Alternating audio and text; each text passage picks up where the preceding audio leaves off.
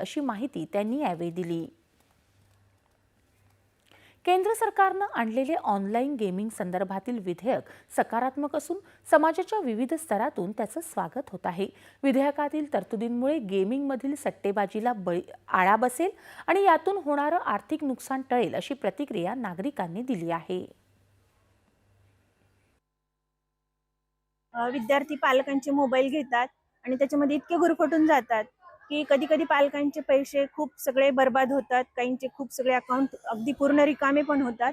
म्हणजे हा जो पैशाचा अपव्यय होतोय, तर हे जे संकट आहे हे टाळणे आणि दुसरं जे अगदी सकारात्मक धोरण आहे शासनाचं की विद्यार्थ्यांना जे काही देशी खेळ आहेत, मग ते देशी खेळांमधून त्यांना खूप काही शारीरिक त्यांची हालचाल होते। तर शासनाचं खरोखरच हे अतिशय उत्कृष्ट आणि उल्लेखनीय असं धोरण आहे आणि आम्ही सर्वजण शिक्षक या नात्यानं विद्यार्थ्यांचा सर्वांगीण विकास करण्यासाठी अतिशय या धोरणाचं खूप स्वागत करत आहोत।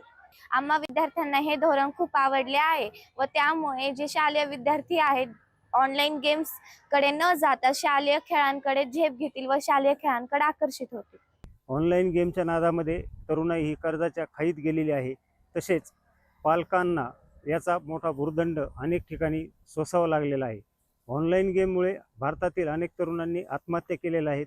या विधेयकामुळे आत्महत्या ह्या थांबणार असून आता केंद्र सरकार ई स्पोर्ट सारखे गेम सुरू करत असल्यामुळे भारत देशातील खेळाला प्रोत्साहन मिळणार आहे।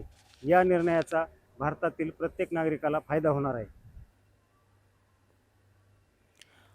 मुंबईत झालेल्या 18व्या खगोल